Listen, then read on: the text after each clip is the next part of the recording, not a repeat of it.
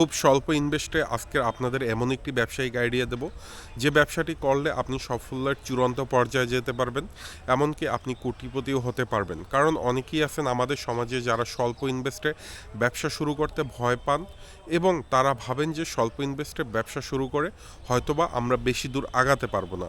কিন্তু আজকের এই ভিডিওটি দেখলে আপনাদের চোখ খুলে যাবে। আমাদের সমাজে আশেপাশে যাদেরকে দেখবেন তারা কিন্তু প্রত্যেকে এরকম স্বল্প ইনভেস্টে ব্যবসা শুরু করে আজকে সাফল্যের চূড়ান্ত পর্যায়ে চলে গেছে। তার আগে আপনাদেরকে একটা গল্প শোনাই। সেটা হলে গিয়ে 10 বছরের একটা ছেলে, যে ছেলেটার বাবা হঠাৎ করে অসুস্থ হয়ে যায় এবং মা ছেলেটাকে বলে যে তোমার বাবা অসুস্থ হয়ে গেছে, এখন তুমি কিছু একটা করো, সংসারের জন্য ইনকাম করো, একটা কাজ খুঁজে বের করো। তো একটা 10 বছরের ছেলে কী বা করতে পারে, বা তার মাথায় কত দূরই বা বুদ্ধি থাকে।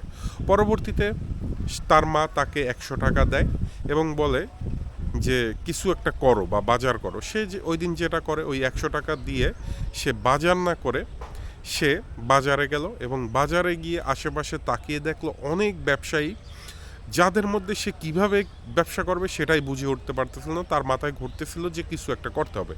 অতঃপর তার মাথায় একটা বুদ্ধি আসে। দেখা যায় যে সে তাদের পাশের বাড়িতেই আম বাগান ছিল। সে আম বাগানে গিয়ে দেখে যে ছোট ছোট আম, কাঁচা আম যেগুলো হালকা বাতাসে পড়ে গেছে। তো সেই আমগুলো দেখে তার মাথায় একটি আইডিয়া আসলো এবং সে আম বাগানের মালিকের কাছে যায় যে দাদু ভাই, আমাকে আমগুলো দিয়ে দিন, আমি আপনাকে বিনিময়ে কিছু টাকা দিচ্ছি।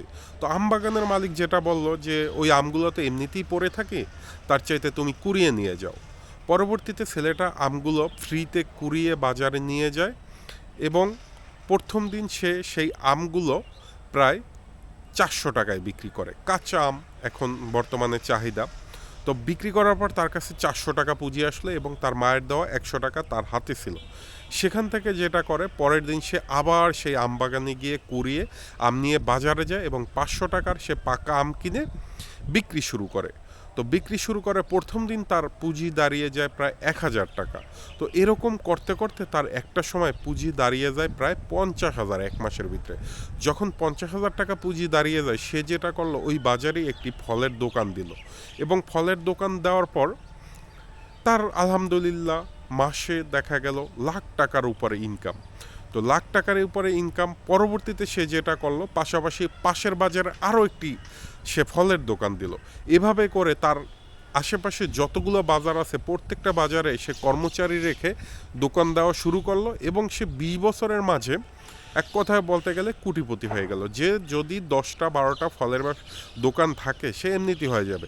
তো এখান থেকে আপনাদেরকে একটা বিষয় শিক্ষণীয়, সেটা হলে গিয়া যদি আপনার ছোট থেকেও আপনি ব্যবসা শুরু করেন, আপনি যদি খুব সুন্দরভাবে যে মনের মধ্যে ইচ্ছা থাকে যে আমাকে বড় হতেই হবে, সেক্ষেত্রে দেখবেন যে আপনি প্রতিষ্ঠিত হতেই পারবেন। এখন আপনি যদি একদিনে 2000 টাকা ব্যবসা করেন, 2000 টাকারই বাজার করেন, সেক্ষেত্রে আপনি কোনো দিন বড় হতে পারবেন না।